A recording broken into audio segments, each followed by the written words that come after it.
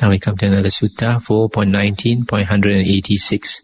Now a certain monk came to visit the Exalted One, and on coming to him saluted the Exalted One and sat down at one side. As he sat thus, that monk said this to the Exalted One, "Pray, Lord, by what is the world led?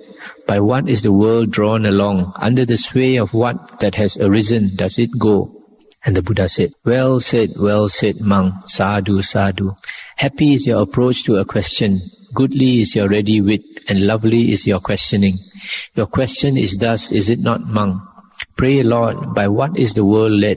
By what is the world drawn along? Under the sway of what that has arisen does it go? And the monk said, it is, Lord.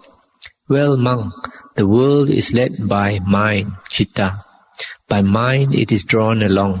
By mind, when mind has arisen, it goes under its sway. That is well said, Lord, replied that monk, welcoming what was said by the Exalted One, and after thanking him, asked another question. As to the common saying, widely learned, one who knows Dhamma by heart, pray, Lord, of what sort is one widely learned who knows Dhamma by heart? Well said, monk. Happy is your approach to a question. Goodly is your ready wit, and lovely is your questioning. You ask this, do you not? Of what sort is one widely learned who knows Dhamma by heart? I do, Lord. Well, monk, I have taught Dhamma widely. Now, if a monk understands the meaning and text of Dhamma, even if it be but a stanza of 4 lines, and be set on living in accordance with Dhamma, he may well be called one widely learned who knows Dhamma by heart. It is well said, Lord, replied that monk, welcoming what was said by the Exalted One, and after thanking him, asked another question. As to the common saying, Lord, learned of penetrative wisdom, pray, Lord, of what sort is one learned of penetrative wisdom? Well said, monk. Happy is your approach to a question, etc. You ask this, do you not? Of what sort is one learned of penetrative wisdom? I do, Lord. In this case, monk, a monk hears it said, this is dukkha, ill. But by wisdom he penetrates the meaning of that saying and sees that it is so. He hears it said, this is the arising of dukkha, this is the ending of dukkha, this is the practice going to the ending of dukkha. By wisdom he penetrates the meaning of that saying and sees that it is so. Thus, monk, he is learned of penetrative wisdom. It is well said, Lord, replied that monk, and put yet another question. As to the common saying, wise, of great wisdom, pray, Lord, of what sort is one who is wise, of great wisdom? Well said, monk, etc., as before. You ask this, do you not? Who is wise, of great wisdom? I do, Lord. Well, monk, in this case, he who is wise, of great wisdom, thinks not with a view to harm either himself or another, or both alike. So thinking, he thinks with a view to the profit of self, of another, both of self and of another, to the profit of the whole world. Thus, monk, one is wise, of great wisdom. That's the end of the sutta.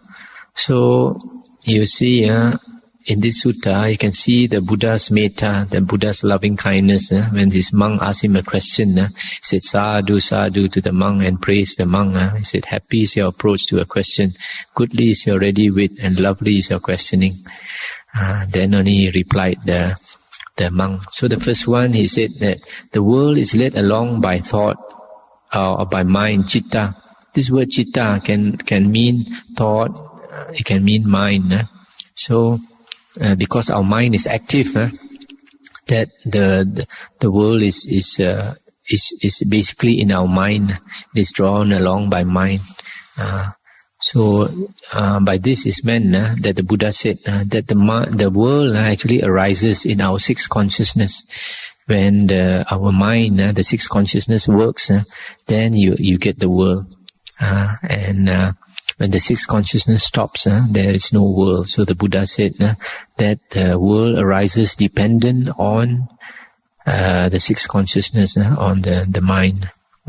Then the second one, the Buddha said, a monk is called widely learned. who knows Dhamma by heart, if he knows even a few lines of Dhamma, but he lives according to Dhamma. So it's very important not only to know Dhamma, but to live in accordance to Dhamma. Then you are widely learned and you know Dhamma by heart. And the third one, one who is learned of penetrative wisdom, is one who understands the four Aryan truths. Then, because he understands the four Aryan truths, his wisdom is penetrative. Then the fourth one is wise of great wisdom, is one who does not harm himself, does not harm others. He's a harmless person, and you can have that if you don't have that ego, you don't have that great self, because the great self brings along selfishness, and when we have selfishness to benefit ourselves, sometimes we harm others.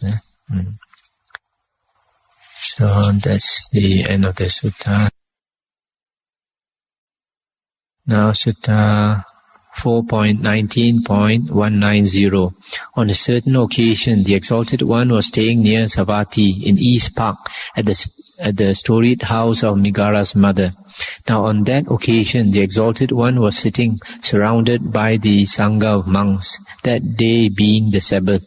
I stop here for a while to explain this word Sabbath. The word Sabbath is actually the Uposatha day. Uposatha day for monks is the 15th day, the full moon day, 15th day of the lunar calendar, and the last day of the lunar calendar. That is for Theravada monks, the 30th, or sometimes there is no 30th, there is the 29th day. And these are the 2 days when the monks come together. Sometimes they may be staying in different areas, but they come together and hold the Patimokkha, they recite the precepts. So that is the Uposatha day for monks. And the Uposatha day for lay people are 4 days in the month. The 8th day, the 15th day, the 23rd day, and the 30th day. This 30th day in Theravada was changed by the Mahayana to the first day. And that's why in Malaysia, we are very familiar with the first day of the lunar month, Choyat. That's because the Mahayana, they purposely changed that day so that they didn't want it to be the same as Theravada. So on those days, lay people were advised by the Buddha to keep the 8 precepts. Because the Buddha said, as lay people, you don't have time to practice every day. Keep the 8 precepts at least once a week. You should remember and practice the 8 precepts. And this teaching was a very early Indian teaching, and it might have gone from there into Christianity. Because Jesus was said to have gone to India to learn, so he might have got that into Christianity, and from there he went to Islam. So like the Sabbath day for Christians is Sunday, and for Muslims it's Friday. So because we are one of the earliest who practice this Uposatha day, we should not forget it, we should not lose it, we should always remember to practice it. In nowadays, it might not be convenient to follow the lunar calendar. Might be more convenient to choose, for example, a Sunday, every Sunday, to keep the 8 precepts. If you can't keep it in a temple or a Buddhist society, try to keep it at home. Then to continue the sutta. Then the Exalted One, after scanning the order of monks, the Sangha of monks, as they sat in perfect silence, addressed the monks, saying, "Monks, this company is free from idle words and idle talk. It is pure and established in the essential. Monks, such an order of monks as this is a company such as it would be hard to find anywhere in the world. Such an order of monks as this is worshipful, worthy of honor and gifts, worthy of worship with clasped hands upraised, a field of merit unsurpassed for the world. Monks, such an order of monks as this is a company to which even a little being given is much, to which much being given is more. Such an order of monks as this is a company worth going many a mile to see, even if one had to carry his food in a bag on his shoulder. Of such a sort is this order of monks." I'll stop here for a moment. So you see, the Buddha, during the Buddha's time, those monks were really really monks, really worthy of respect, worthy of veneration, a field of merit unsurpassed. And it's not easy to find such monks. If you can get such a sangha of monks, the Buddha said, it's worth going a long distance to see. And even you give a little to them, it becomes much in terms of merit to you as a giver. And if you give more, it is even much more in terms of merit. So, if you can find anywhere such a sangha of monks, it will be very, very lucky. Very, very lucky. It's very difficult to find a sangha of extremely good monks. Then the Buddha continued, monks, there are abiding in this sangha of monks, or order of monks, those who have won access to devas. There are those who have won access to Brahma. There are those who have won access to the imperturbable. There are abiding in this order of monks, those who have won access to the Aryan. And how has a monk won access to the devas? Herein a monk, aloof from sense desires and so forth, having attained to the first jhana, abides therein. So with the second, third and fourth jhanas, that is how a monk has won access to the devas. And how has a monk won access to Brahma? Herein a monk with heart possessed of goodwill, of compassion, of joy, with a heart possessed of equanimity, abides suffusing 1/4 of the world, also the second, third and fourth quarters, and in like manner above, below, across, everywhere, for all sorts and conditions, abides suffusing the whole world with a heart possessed of goodwill, compassion, joy and equanimity that is widespread, grown great and boundless, without enmity and untroubled. That is how a monk has won access to Brahma. And how has a monk won access to the imperturbable? Herein a monk, passing utterly beyond all consciousness of objects, by ending the consciousness of reaction, by disregarding consciousness of diversity, thinking infinite is space, attains and abides in the sphere of infinite space, passing utterly beyond the sphere of infinite space, reaching the sphere of infinite consciousness, thinking infinite is consciousness, he abides in the sphere of infinite consciousness. Similarly, in the sphere of nothingness, and then in the sphere of neither perception nor non-perception. Thus a monk has won access to the imperturbable. And how has a monk won access to the Aryan? Herein a monk understands that as it really is, this is ill or dukkha. This is the arising of dukkha. This is the ending of dukkha. This is the practice going to the ending of dukkha. Thus a monk has won access to the Aryan. So you see, these are the types of monks. The first one, he has won access to the devas, are those who have attained the jhanas. Here, I think does not refer to the jhana plane devas, even those in the sensual realm, because these monks does not refer to those who abide in jhana and all the time. Because if a monk abides in jhana and constantly experiences the bliss of jhana and enjoys the bliss of jhana and longs for the bliss of jhana, then these monks will be reborn in the jhana plane. But if they just attain jhana and they don't abide in jhana too long, it is possible that they just go to the lower planes. But that is just my personal opinion. It might be that depending on the monk, it might also be born into the jhana planes. And then the Brahma planes are those who constantly abide in the 4 Brahma viharas. Metta, Karuna, Mudita and Upekkha. And so they attain to the Brahma plane. And then the imperturbable, those who have gone to the plane of the Arupa jhanas. And then the Aryans are those who understand the 4 noble truths. So these are the types of monks who have attained super normal attainments. These are called supernormal attainments, and here it also includes the jhanas. That's why sometimes if you talk about supernormal attainments, that means in a way that is stages of holiness also. you could say. So these include the jhana attainments and even the abhinyas, the higher knowledges, which are basically psychic powers, because those are stepping stones to the ending of the asavas, to the attainment of the asavas. That's why you find in the suttas that the Buddha praised those monks who have these abhinyas, higher abhinyas, and it is one of the aims of the holy life. They are not to be actually looked down. There are some people, they think that they look down on these psychic powers. Nothing to look down. They are higher attainments which are difficult to attain, not normally, not so easily attainable by people, and they are praised by the Buddhas. We are on the second book, coming to the end of the second book. We are on the chapter of the Fours.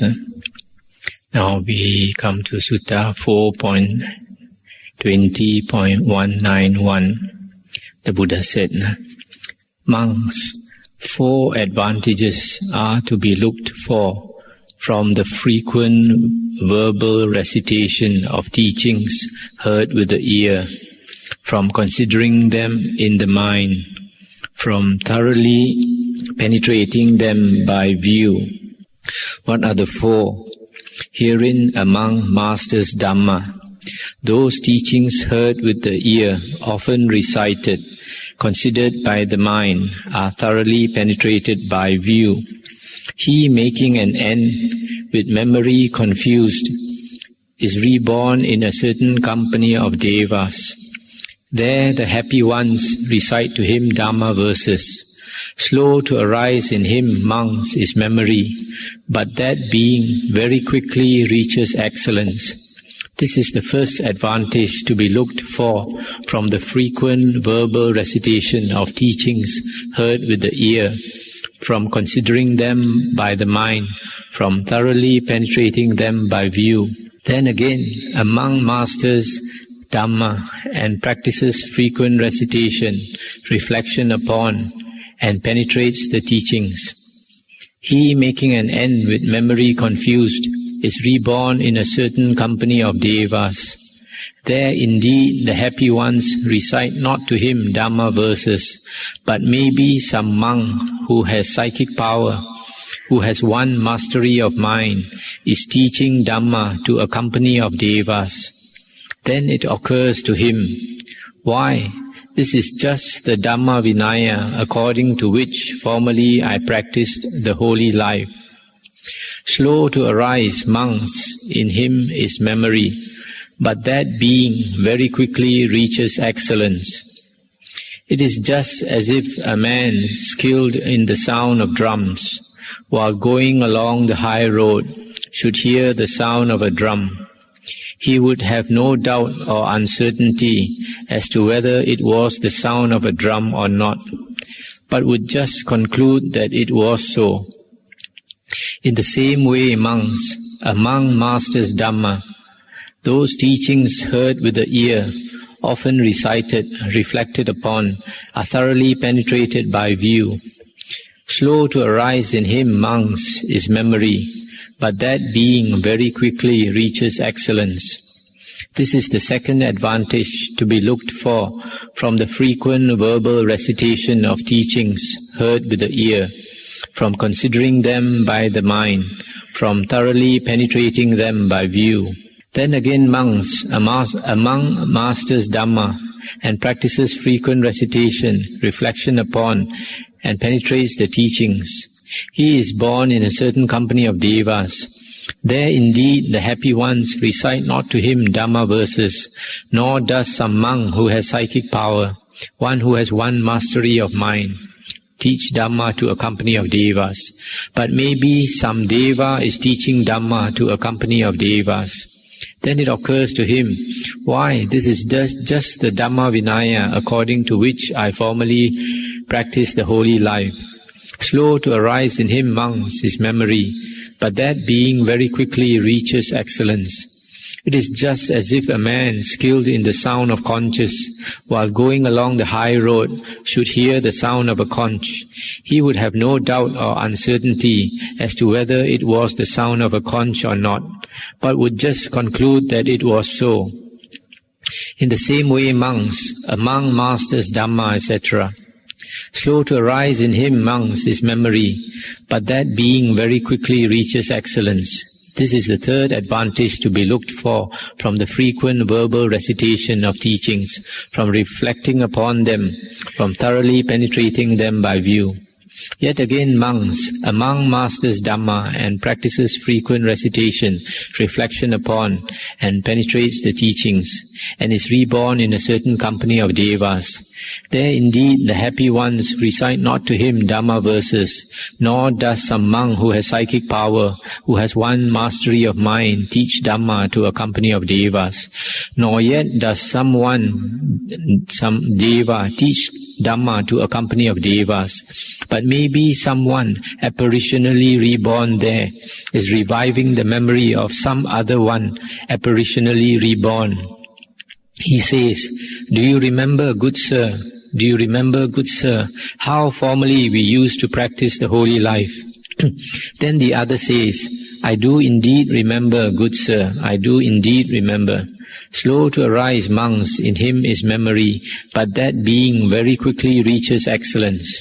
It is just as if two playmates who used to play at mud pies together were to meet some time or other. Then one of them says to the other, "Say, old man, do you remember this? Do you remember that?" And the other replies, "I do indeed remember, old man, I do indeed remember." Just in the same way, monks, a monk masters Dhamma and practices frequent recitation, reflection upon the teachings, and are thoroughly penetrated, and the teachings are thoroughly penetrated by view.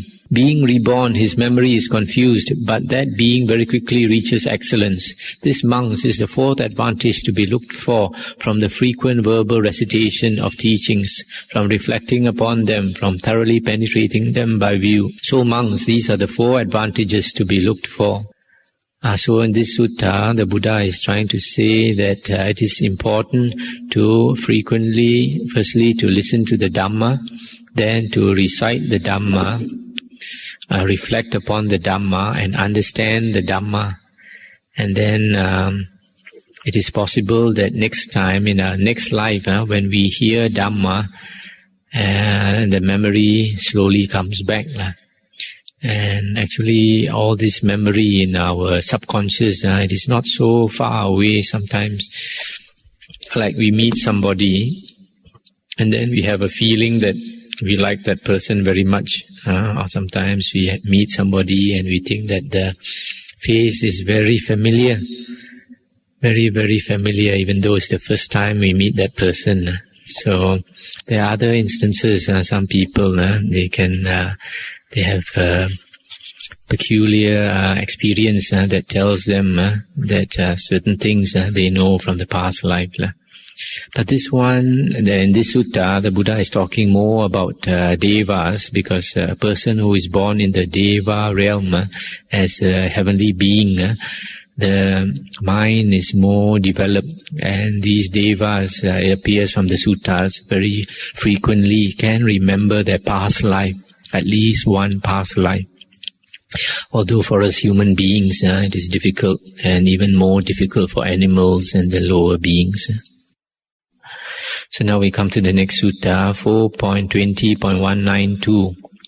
The Buddha said, "Monks, these four conditions are to be understood by other four conditions." What are the four? Monks, it is by association that a man's virtue is to be understood, and that too after a long time, not casually, by close attention, not by inattention, by a wise man, not a fool. Monks, it is by living with him that a man's integrity is to be understood, and that too after a long time, not casually, by close attention, not by inattention, by a wise man, not a fool. Monks, it is in times of distress that a man's courage is to be understood, and that too after a long time, not casually, by close attention, not by inattention, by a wise man, not a fool. Monks, it is by conversation with him that a man's wisdom is to be understood, and that too after a long time, not casually, by close attention, not by inattention, by a wise man, not a fool.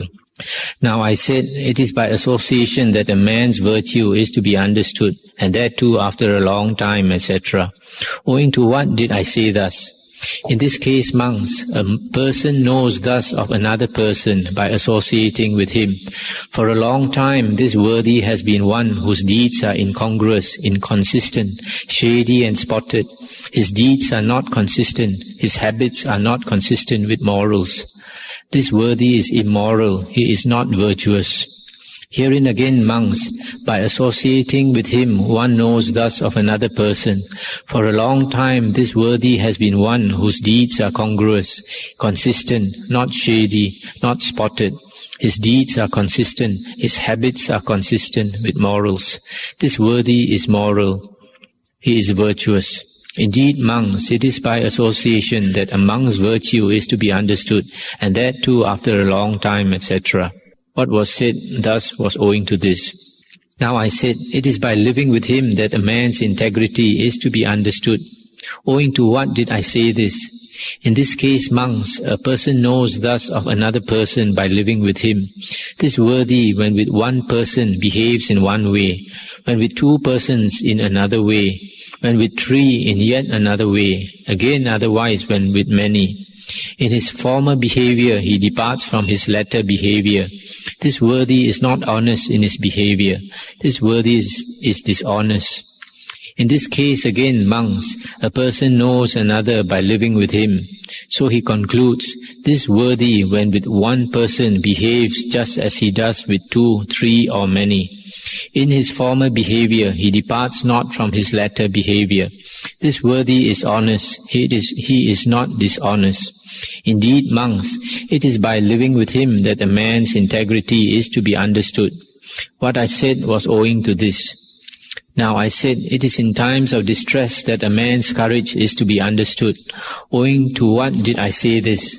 In this case, monks, a certain one, afflicted by the loss of relatives, or loss of wealth, or by the misfortune of sickness, thus reflects, verily, thus come to be is this living in the world. Thus come to be is the getting of a personality. According to this coming to be of living in the world and getting a personality, 8 world conditions keep the world a-rolling, and the world keeps a-rolling 8 world conditions, namely gain and loss, fame and disrepute, praise and blame, happiness and unhappiness. So he, afflicted by loss of relatives, loss of wealth, or the misfortune of sickness, sorrows, laments, is distressed, and beats his breast, wails and falls into utter bewilderment. But in this case, monks, a certain one, afflicted by the loss of relatives, etc., thus reflects, verily thus come to be is thus living in the world. Thus come to be is the getting of personality. According to this coming to be of living in the world and getting a personality, 8 world conditions keep the world a-rolling, and the world keeps a-rolling 8 world conditions, namely gain and loss, fame and disrepute, praise and blame, happiness and unhappiness. So he, afflicted by the loss of relatives, loss of wealth, or the misfortune of sickness, does not sorrow, does not falter, etc., nor falls into utter bewilderment. Owing to that did I say this. Now I said, it is by conversation with him that a man's wisdom is to be understood. Owing to what did I say this? In this case, monks, a person by conversing with another knows thus of him, judging by this worthy's approach to a question, judging by his intention, judging by his conversation, he is weak in wisdom, he is not wise. What is the cause of that? In the case in question, this worthy utters no profound, profitable sentence that calms, is sublime, is beyond the sphere of mere reasoning, that is subtle and intelligible to the wise. As to Dhamma that this worthy talks, he is not competent, either in brief or in detail, to explain its meaning, to show it forth, expound it, lay it open it up, analyze and make it plain. This worthy is weak in wisdom, he is not wise. Just as if, monks, a man with good eyesight, standing on the bank of a pool of water, were to see a small fish rising, he would think, judging by the uprise of this fish, judging by the size of the ripple it makes, judging by its speed. This is a small fish, this is not a big fish. Just in the same way, monks, a person by conversing with another knows thus of him. This worthy is weak in wisdom, he is not wise. Herein again, monks, a person by conversing with another knows thus of him, judging by this worthy's approach to a question, judging by his intention, judging by his conversation. He is a wise man, he is not weak in wisdom. What is the cause of that? In the case in question, this worthy can utter a profound, profitable sentence that calms, that is sublime, is beyond the sphere of mere reasoning, that is subtle and intelligible to the wise. As to Dhamma that this worthy talks, he is competent both in brief and in detail to explain its meaning, to show it forth, expound it, lay it down, open it up, analyze and make it plain. This worthy is a wise man, he is not weak in wisdom. Just as if, monks, a man with good eyesight standing on the bank of a pool of water were to see a big fish rising, he would think, judging by the uprise of this fish, judging by the size of the ripple it makes, judging by its speed, this is a big fish, this is not a small fish. Just in the same way, monks, a person by conversing with another knows thus of him, judging by this worthy's approach to a question, judging by his intention, judging by his conversation. He is a wise man, he is not weak in wisdom. It is by conversation with him, monks, that a man's wisdom is to be understood. So I said, and that is why I said it. Thus, monks, these 4 conditions are to be understood by these other 4 conditions. That's the end of the sutta. And this sutta, it is quite a good sutta. It's telling us that it takes a long time to know a person actually, and not in a short while. And then you have to pay close attention, not inattention. And then you have to be a wise man, not a fool. Then only you can judge a person. The first one, the Buddha said, was judging his virtue. You see whether his deeds are consistent with the precepts or not. Whether he keeps the precepts or he breaks the precepts. The second one, to check his integrity, whether he's honest or not. You see his behavior with different people. Whether he acts with one type of person in one way and in another type of person he acts differently. Whether in front of you he acts in one way and behind you he acts in another way. Then you know whether he's an honest man or not. Then the third one, to see whether he has courage or not. Then you see whether he is easily overcome by misfortune. When in sickness or loss of wealth or loss of relatives, etc., whether he loses his courage. And then wisdom. And then you by conversation with him, you see whether he talks profitable things or unprofitable things, profound things or shallow things. And whether he is able to explain Dhamma in brief and explain Dhamma in detail, to analyze and make plain the meaning of Dhamma, etc., then you can judge whether this person has wisdom or not. So in other words, we should not judge people hastily. Most people, as you are probably aware, we tend to judge a person at the first meeting very quickly by his looks, by his behavior. Straight away we make certain judgments, and it's not very wise.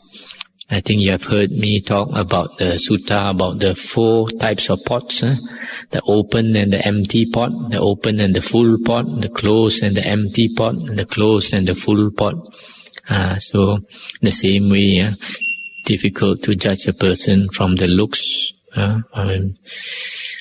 and also the other thing, especially nowadays, we have to be very, very careful of personality cults. Nowadays, we especially in the religious world, there's a tendency nowadays to have a lot of personality cults. And the Buddha in his wisdom probably foresaw this, because even when the Buddha was alive, he said, we take refuge in the Buddha, Dhamma and Sangha. And immediately after the Buddha passed away, there were some Arahant disciples who had very great attainments. And when the lay people were very impressed with them, and these lay people wanted to take refuge with the Arahants, the Arahants said, no, you cannot take refuge with me. You can only take refuge with the Buddha, Dhamma and Sangha. And even though the Buddha has passed away, we recognize him as our teacher. And that's why whatever other teachers teach, we always compare it with the Buddha, his teachings in the Dhamma, and we also take refuge with the Sangha of Aryas. And so we have to be careful. I think you have heard me last week talk about one sutta. Whenever anybody says that this is the teaching of the Buddha, then you must compare it with the suttas and compare it with the Vinaya, whether it's consistent with the suttas and Vinaya. And the Buddha said that if it does not follow the suttas and the Vinaya, then reject it. But if it follows the sutta and Vinaya, then we can accept it. Nowadays, many people are fascinated by psychic power, or claims of psychic power, or hints of psychic power. We have to be very careful with psychic power, because psychic powers, people actually, holy men with psychic powers, they don't show it. Because especially in a monk's precepts, it is not allowed for a monk to show his psychic powers, or to talk about his psychic powers, or to hint about his attainments and psychic powers, etc.